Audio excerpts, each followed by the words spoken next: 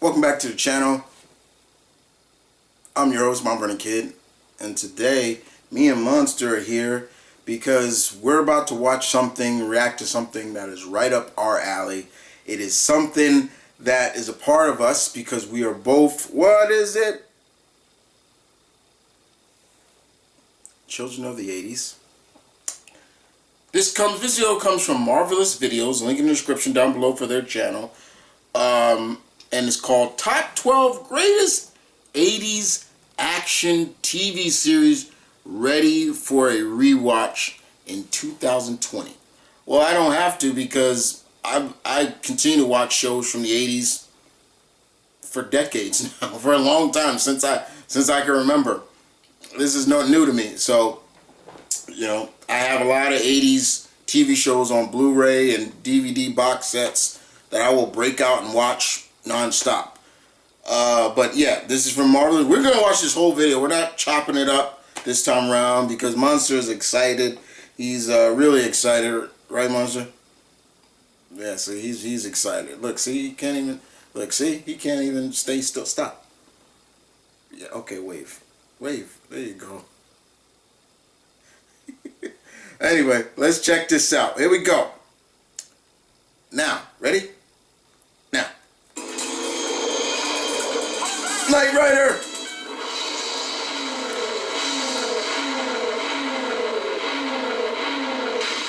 It's Kit and Car. Top 12 greatest Hunter! 80s action TV series that are still fresh. When we embrace ourselves with MacGyver, the original. Amazing action TV series of the bygone era, the 80s immediately come to mind. This era was making incredible progress. America's superhero. For television. The highlight of this amazing Airwolf action TV series that is still fresh in our minds. In this video, we assembled the best of the lot to give you a throwback of this golden age in television history. Before we go into our explanation, we have a very Miami Vice. If you like our content, please support us by subscribing to our channel. This is a small click for you, but for us, it means yeah, he's excited, y'all. Let's begin. TJ Hooker.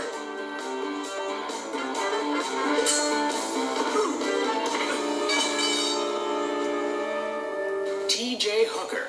Reputed Sergeant T.J. Hooker was a former detective, but demoted himself to street patrol as he felt his services were much needed there.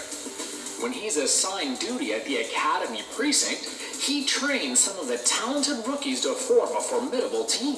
This TV series follows the exploits of T.J. Hooker and fellow police officers like Vince Romano as they track down the criminals and enforce the law. Captain Kirk from Star Trek is back, and this time he's a skillful cop. William Shatner is clearly the star of this popular TJ Hooker was pretty good, and that theme is badass. Adrian Zemed provide him with some solid support. The storytelling was fun, but also had some positive messages for the viewers, right, such as the drawbacks of drug use and the use of illegal guns. All the characters had interesting chemistry. I know you're excited about this, dude. It was fun to watch their interactions. T.J. Hooker was shown as a normal human being with a troubled personal life, but tremendous dedication for his job. The fight scenes are entertaining to watch, as he uses a somewhat similar fighting style as Star Trek. The show does get cheesy at times, yeah, but it still managed to run for 4 years with incredible popularity. This is a remarkably good series, and particularly so for the William Shatner fans out there. Hunter! Love this series. Freeze, please!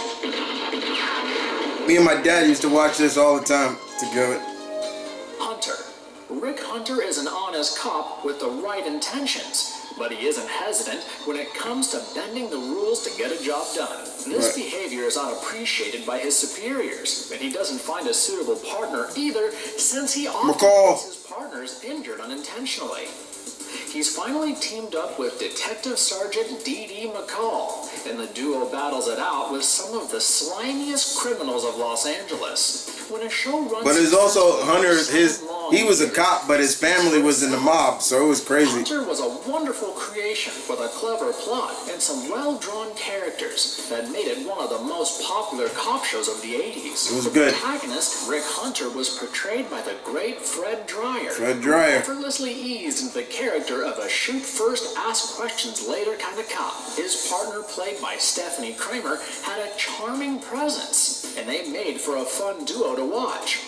You would constantly be wondering if they were about to date, but the writers kept you on the edge. Yeah, the writers did. There were some notable guest performances. The writers did keep us on edge with that. Tracy Walter, Christopher McDonald, and many others appearing on the show. The makers handled the cast changes and never allowed it to affect the quality. Action fans would be delighted by the exploding cars and shootouts that are plentiful. It is unfortunate that towards the end, Stephanie Kramer had to quit the show, owing to some injuries that she acquired from the relentless stunts. This show gave us plenty of happy memories from that classic era in television history. Magnum, what I say?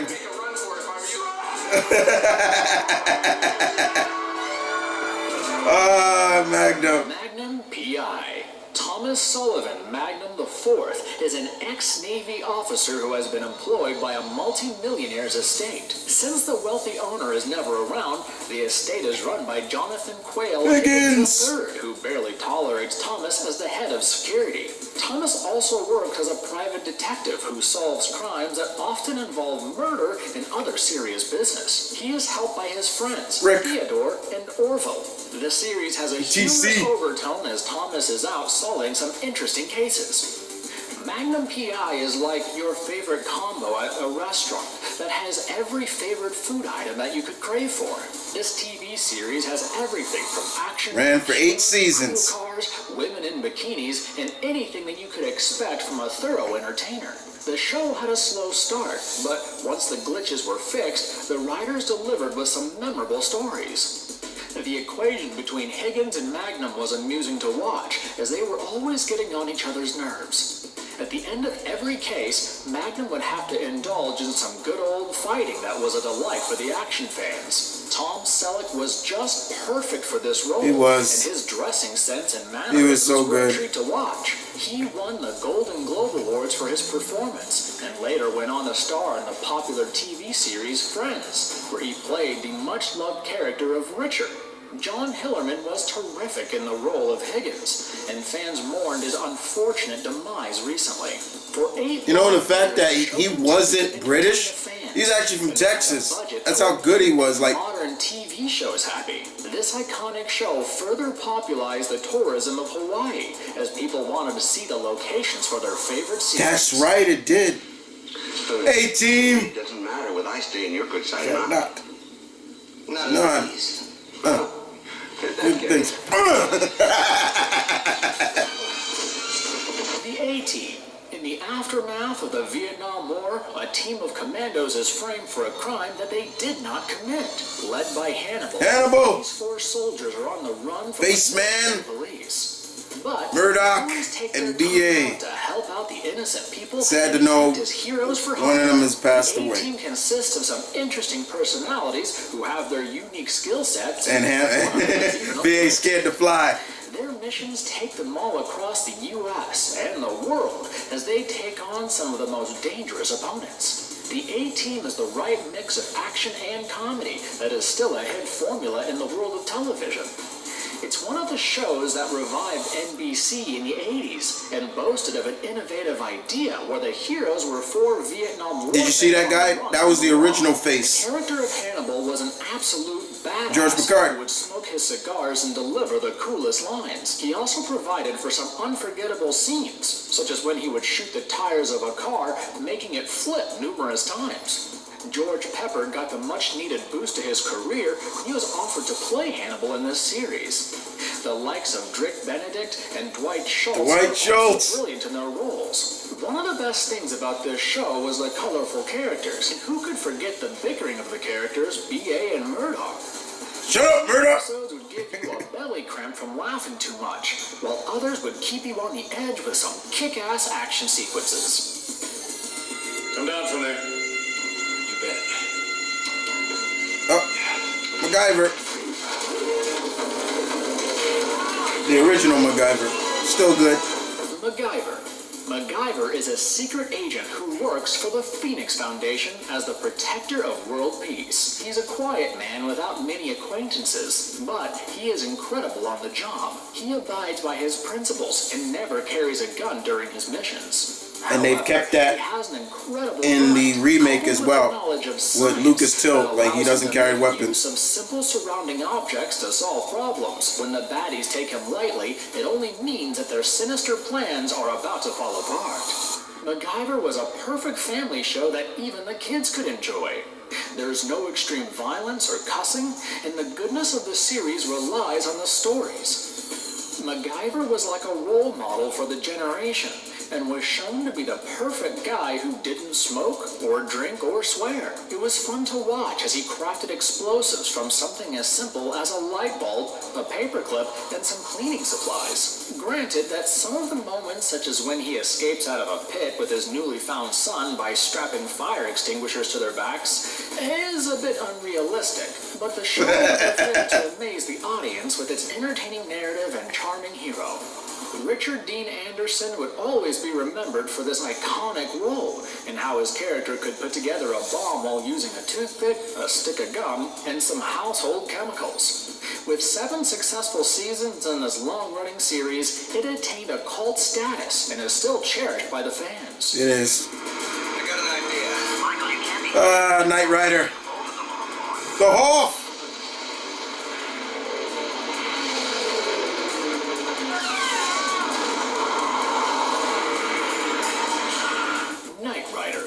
Michael Knight was shot in the face, and after being revived, he fights for justice under the wings of the Knight Foundation's public justice organization. In his crime-fighting mission, he's aided by KITT, a super-powered Pontiac Trans Am that can go 300 miles an hour. It has several other specifications that come in handy while Knight is dealing with the criminal underbelly of the city. Some of the bits of this show have been derived from a cartoon, and that leads to some corny moments. Despite the cheesiness of the plot, Knight Rider was an extremely entertaining show that was unintentionally hilarious. Yes, it was. The center of attention was the cool black sports car that could talk, and you could ignore the flaws in logic while Knight was in action.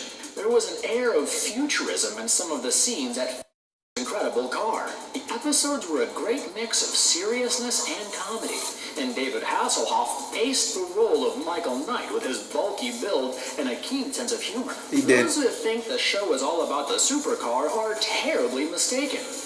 Later attempts to revive the show never worked, and it proves that the charming David Hasselhoff was an integral part of it. The show ran for 4 years and was so much of a crowd pleaser that 3 video games were made based on it. If you're up for some lighthearted fun, And this two can be and your a go-to movie. TV They did a movie. series from the 80s. Maybe Miami Vice. Twitch. Miami Vice. This Now, I was watching this when I shouldn't have been watching this show as a kid. But my parents were like, yeah, you could watch it. Like, In the it's... course of the investigation, they take to the mean streets of Miami, battling it out with the ruthless thugs and drug lords. Sonny Crockett, They often work undercover, Rico the Tubbs. ranks of the criminals to bring down the powerful enterprises that run the drug racket. This seminal TV show deserves every bit of its legendary status. People often criticize it for being more about the music and fashion content than the story. They are terribly mistaken. They're mistaken. The music was great, but the stories were good too. Their flashy clothes and Ferraris are essential since they're posing as drug dealers. Right. The series does. Trudy the great Booty. visual Sorry. but it is also about some impressive Sorry. acting performances by Don Johnson, who won the Golden Globe Award for his brilliant acting. Sandra Santiago, Philip Michael Thomas, and Olivia Brown are also perfectly suited in their respective roles. Miami Vice boasts some of the coolest scenes in television history, such as when the team is night speeding through Miami to a thumping soundtrack. Besides numerous standout episodes and scenes, the show appealed to audiences on various levels in the course of its 5-year run. The 3rd season saw the show getting a bit darker, and it added to the excitement for the fans. Gone are these shows, and we shall never see their like again.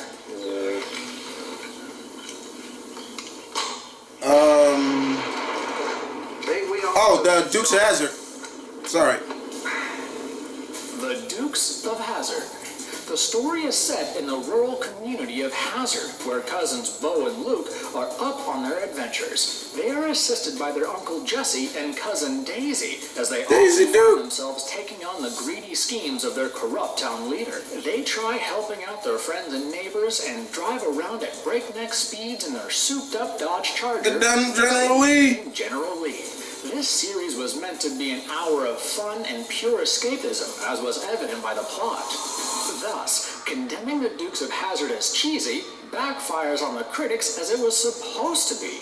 It was a popular show for the kids as well, and the content catered to the guidelines of no nudity or extreme violence. There are some interesting characters, and you'll observe more tender moments between Uncle Jesse and his family. The antics of the dim-witted sheriff of the town will leave you in stitches. The cast was well chosen, and John Schneider, Tom Wopat, Denver Pyle, and Sorrel Brook are fun to watch. Catherine Bach is quite the eye candy, but also delivers when it comes to her acting performances. This show thrives on its intentional goofiness, but yes, guys, that's Clark's change from the hard-hitting contemporary shows that dad. show you the harshness of reality.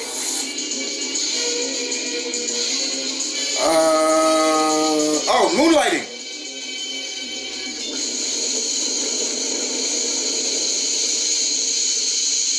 Moonlighting. A former model is duped of all of her money by her investment advisor, and she joins the detective agency City Angels.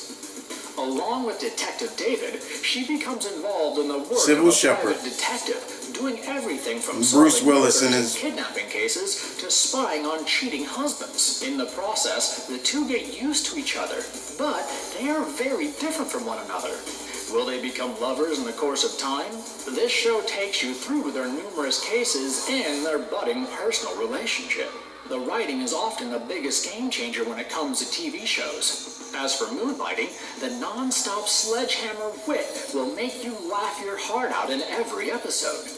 The comedy is carefully nurtured under a compact storyline that gets more serious after the first few episodes. The conventional theme of a detective show was taken up and nurtured into a mind-blowing experience where the two protagonists confronted cases and also the budding romantic tension between them.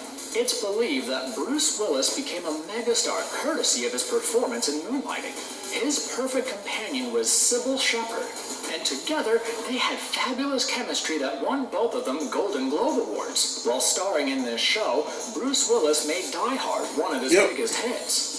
With a budget of over $1.6 million per episode, it was one of the most expensive shows of the time, and the fans repaid the faith of the producers with whopping popularity that allowed 5 seasons of this stunner. That's amazing, man. The fact that during the last year the series' quality dropped a bit, it remains an entertaining detective show with a witty romantic angle. Airwolf. This is that's Airwolf. I could tell right off the bat who's Airwolf. Airwolf. A secret U.S. intelligence agency possesses the most sophisticated. You weren't a big fan of this, were you, Monson? Yeah, you don't really like this. Helicopter, Airwolf, can outrun jet planes and fly all around the world dealing with baddies. A renegade pilot and his partner steal this advanced battle helicopter as they are concerned that it might be misused by the owners. Further, it also helps the pilot, Stringfellow Hawk, to blackmail the agency by finding his missing brother in Vietnam. In the meantime, they fly some dangerous missions for the agency in this beastly helicopter. You know it is a job well done when a totally fictional story is made to look believable. This was the biggest asset of this fantastic action show. There was the attention to detail, and every scene was well crafted to appeal to the audience. Jan Michael Vincent was the perfect choice for Hawk's role, and it's said that he brought in a lot of himself to the character. This was also the last major leading role for him. The high-tech action sequences were fun to watch, and the majestic chopper was a sight to behold. Yeah, the chopper was nice, I ain't gonna lie. It was a pretty nice chopper. The plots were enough to get you hooked, as Airwolf took down rogue dictators and wicked scientists. The worst part is that such an amazing show had an abrupt ending, followed Jen M. Vincent's alcohol and drug problems. The creator, Donald Belisario, had problems with Universal Studios, and this also caused the downfall. Even then, it remains a show that was ahead of its time, and it paved the way for many others to follow suit.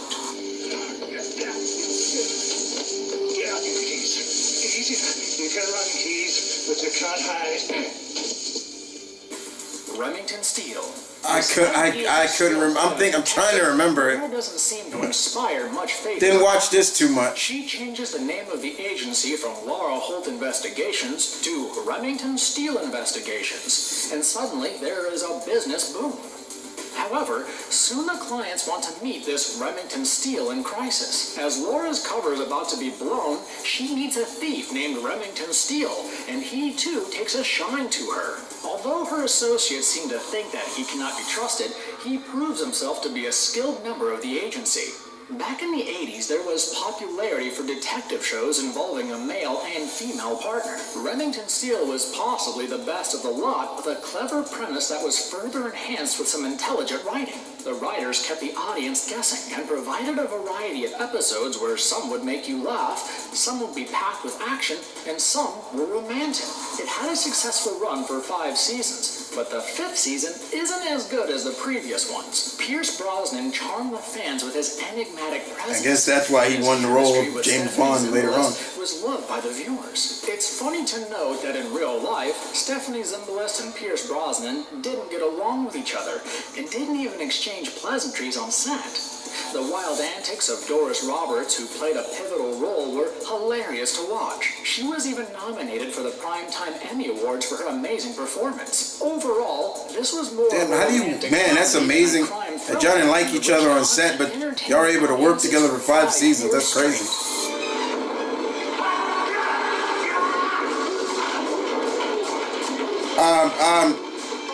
No, this is, The greatest American. yes, that's what I was trying to get it out. Is a simple high school teacher who encounters some extraterrestrials during a road trip through a desert. The alien beings gift him with a red flying suit and provide him with some superhuman powers. Transformed into a powerful superhero, Ralph helps FBI agent Bill Maxwell to fight crime. His secret identity is only known to Bill and his girlfriend Pam. He takes down the most ruthless baddies in business, armed with his uncanny powers and the brilliance of Bill. The greatest American hero promised a perfect family entertainment as the series takes you through the journey of 2 unlikely allies dealing with crime. The superhero was amusing and somewhat of a spoof to the prevailing superheroes. There are some hilarious very interesting moments, theme such too. as when Ralph loses the instruction book that came with the suit and struggles to use the powers. The role was portrayed to perfection by William Catt, and Robert Culp stunned in the role of the FBI officer. Connie Selica, who played Ralph's girlfriend, was a sight for sore eyes. Despite so much going for the show, the problem was in the poor promotion by ABC, where they turned this to be a Saturday morning kiddie fair. It could not reach up to its true potential, as a majority of the viewers perceive this as an idiotic children's series. However, the heartwarming narrative remains a fond memory for those who appreciated this unique superhero series from the 80s. And if you liked our content, don't forget to leave a like and subscribe to us if you haven't already. Have a good one and be safe. Thanks, everyone.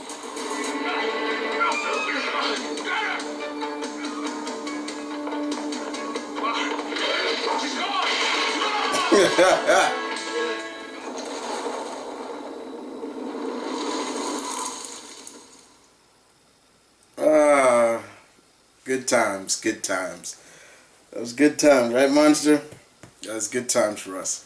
A lot of the shows here I watched as a kid, and some of them were prime time, and a lot of them, you know, my parents used to watch with me. My parents would let me watch Miami Vice, Like, seriously. So, yeah. All these shows outside of Remington Steele, I didn't watch. My mom did. My late mom did. She watched that. She was a big fan of that. The Greatest American Hero, I would watch off and on. It wasn't like, I didn't hate it, but I didn't watch it like I watched A-Team and Knight Rider and MacGyver and Magnum, like, and Hunter, all those shows. I was watching those constantly, and you know, when I see them on TV now, I'll stop and watch them no matter what. Those are part of my childhood, so I love watching those shows. Yeah, were cheesy at times, you know, some were cheesy, but you know, I still loved it. Moonlighting was another show I loved. You know, I loved, but these were just action shows. And then there was comedy shows I loved, and a lot of, like, for me, I'm going to be honest with you guys. I'm going to keep it real. I'm a huge Golden Girls fan. I love the Golden Girls. I would watch that with my grandmother all the time, and I fell in love with those characters. And Empty Nests, and Jesus Christ, like, all these shows from the 80s. That's why I always say, I grew up in an era of greatness, in my opinion. I grew up in a time when it was easy to get stuff over and not take it too seriously and love it. A lot of these shows that they showed had remakes. And a lot of the remakes, the reboots or the remakes, have a lot of essence to the original. For example, the remake of MacGyver with Lucas Till. I love it. I think it's great. It keeps the concept and keeps the essence of the original. The only in Lucas Till's MacGyver, it's still the Phoenix Foundation. He was in the military, but he doesn't use weapons. Everything is, and what also I love is him explaining everything. And I think Lucas Till is great as this new version of MacGyver. His real name is Angus, but you know, it's good. The new Magnum, you know, with Adam Rodriguez or Alex Rodriguez, is good too. It's actually in the same universe as MacGyver, as Hawaii Five-0, and all of them. It's in that same universe. And I think it has its charm. They did change a little thing. For example, Higgins is a female in this one, but still keeps the concept of she was a former MI6 agent and things like that. So she's badass. In the original, Higgins, you hear Higgins talk about all the stuff he did, you know, when he was here, he was during the war, like him being a part of, you know, this and that and all these different, you know, forms of military. And it's just like, damn. Like, and the fact of the matter is, the original Higgins, he's from Texas. He wasn't British. But the fact that he could pull off that almost amazing British accent was amazing to me. I was like, I found that, I was like, dude was from Texas. Whoa. It was great. And Tom Selleck will always be Magnum. And it's funny how if he didn't get that role, he was up to be Indiana Jones, but he got Magnum. And it's funny because in Magnum they did an episode where he is dressed up as Indiana Jones, and it was just like, oh my god, like we could have saw him as Indy and not Harrison Ford. Would I have been upset about it? When I look back at it now, I don't know. I don't know. But I think Harrison Ford is Indy. That's his baby. You know, Moonlighting, like I said, is another one of those shows that put Bruce Willis on the map. Yes, and just like they said, he did Die Hard while he was doing that. More importantly, in going to Miami Vice, they, as much as they talk about the cast and the music and and of course a lot of video games and things like that are from the 80s, that are based in the 80s, they get their wardrobe from Miami Vice. But more importantly, it also the sheer amount of guest stars that were going to be future stars in that show was amazing. You had Wesley Snipes, you had John Leguizamo, you had Bruce Willis was in it, you had Liam Neeson in it. There were so many guest stars in the show, from just not future Hollywood megastars, but also like sports greats. Like I remember there was an episode with Bill Russell. The great Bill Russell was in it. It was crazy. Miami Vice was just that show, you know. I know my dad had a problem with it though. He didn't really like it too much, but I did. And the thing was, I think a lot of people didn't like it because of the fact that, you know, with my dad, sometimes my dad, he looks at things on a reality base, and, you know, he's like, man, how these cops got this Ferrari on their salary? But it was to play up to the key that, you know, they were criminals. Like Crockett and Rico were drug dealers. They worked for Vice, so they kept dual identities, like Sonny Crockett and Rico Tubbs. Crockett was called Burnett, Sonny Burnett, and I forgot what Rico was called. But yeah, it was just a good show. You know, it's just these just brought me back. A-Team, oh my God. The funniest thing about A-Team, I know I'm talking a lot, guys, but this is my childhood. This is what I grew up with. You know, the A-Team, what amazes me about the A-Team, not only was Dwight Schultz just great in that as Murdoch, and Dick Bendrick, who played Faceman, was just charming, and, you know, his cons were just so crazy. Like, he'd con anything and get away with it. And Mr. T, B.A., you know, he was just being Mr. T. But the funniest thing is, these guys would fire over hundreds of bullets at people. Nobody never got shot unless it was meant for the story. Nobody ever got shot in that series, and unless it was meant for. I remember there was one episode where Murdoch did get shot. He took a bullet for Hannibal, and they got trapped in this valley because they couldn't get out because of the military, the MPs. I don't think it was Lynch. I think it was Colonel Decker that had them trapped in this valley, but they had to get him out of there or he wasn't gonna live. He needed a blood transfusion. There was another episode in terms of people being shot was when B.A. got shot and he needed blood, so they had to get Murdoch out of the mental ward and get him blood and things like that. You know, like Murdoch stayed in the mental ward. He wasn't necessarily crazy, but that was their secret weapon, because nobody knew that Murdoch was, unless like the newspapers and people like that, they knew. They didn't know that they thought the A-Team was just 3 members, but there was more. And Amy, you know, Amy was like their contact and everything. It was a fun show. I always wanted the A-Team and Knight Rider to cross over as a kid. I was just like, it would have been cool to see them cross over.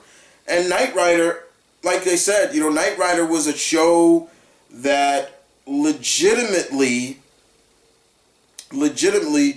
you had to take your stamp of belief. You know, like, okay, it's a Trans Am, and let's be honest, that show put Trans Ams on the map. For all those who don't recognize Kit's voice, for all those who grew up in the 90s, you probably seen him in person. Mr. Feeney from Boy Meets World, that was Kit. And it's funny how the actor who plays Mr. Feeney, he sounds like he has an English or New England accent. He's from Brooklyn. He's right here in New York. He was born right here in New York, but he played a play where he had to have a New England or an English accent. It just stuck. So, but yeah, you know, David Hasselhoff, you know, no matter what, I know there's people that love him just from being Mitch Buchanan from Baywatch, but for me, I will always remember him as Michael Knight. You know, a young loner in the dangerous world. And that beat for that music, that was also during the time when TV shows had some of the best themes ever. You know, theme songs, theme openings is like a lost art now for cable TV and primetime TV. That's why I always thank Netflix and stuff like that they still have their opening and stuff like that, because that's a dying art. Knight Rider had that theme. It's so badass. It was so badass that we saw rappers using that same beat. Busta Rhymes comes to mind. He used it. It was like, and you can understand. It just had that vibe to it was so good. And yeah, they did make a remake of it back in 2008, which starred Michael Knight's son. He had a son that took over, and Kit this time was a Dodge Charger or Dodge Viper? I think he was a Viper. Val Kilmer did the voice. Didn't last too long. It just didn't have the same essence as it did. There were a couple of movies. I know there were talk of doing a new movie now. Also, there've been comic series about Knight Rider.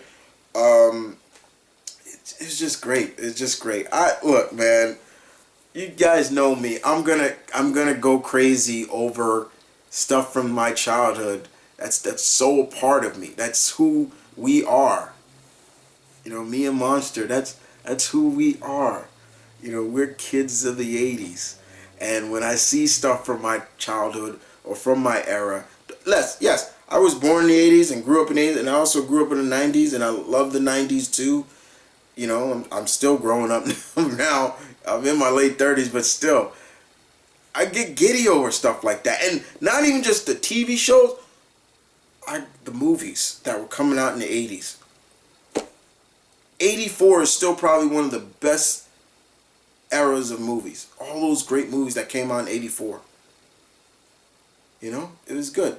So you wonder why these studios try to remake these shows and things like, or turn them into movies and stuff from the 80s. You know, A-Team got that movie that had, you know, it wasn't bad. I watched it. I didn't mind. You know, I didn't mind Rampage trying to, you know, he tried to be his own BA, which I liked. He wasn't trying to be Mr. T. You know, he did drop a fool once in a while, but Rampage did his thing just being his own. Bradley Cooper as Face had his own take on Face. Sharlto Copley did his own take on Murdoch. I think they should have got Woody Harrelson to play Murdoch. It would have been better. And Liam Neeson playing Hannibal. It was his own Hannibal. They did that. They did the best they could. So I can't deny when they try to make remakes or reboots, they're not going directly the same route that the original went. They're showing the essence of it, but they're making it its own, and I can't fault them for that. I can't fault them for that. But it is a case, like I said, guys, where this is my, and thank you, Marvelous Videos, for this. This is just got me right here, man. Like, it just did. Not just the TV shows, the movies, and then of course the greatest era of cartoons. Fight me on that one. Yeah, go ahead. Fight me on that one. I dare you. I dare you to say something bad about. I dare you. You want to know why I'm so passionate about my era? Like, I will combat anybody. Talk trash about the 80s. Go ahead. Talk trash about them. And I'll come down on you like Thor. I will rain thunder on you. Nobody talks about my era. I will legitimately hurt you for that one. No, I'm just joking. But no, I'm very passionate about my era. Yeah, there's some shit, but it's my shit. Okay? Okay? Don't trash my era. Oh, sorry. Our era. Sorry. Yeah, or he'll bite your face off. Anyway, guys, I ranted enough. I enjoyed this video. I'll see you guys next time. We'll see you guys, right? Wave bye, Monster. Go on.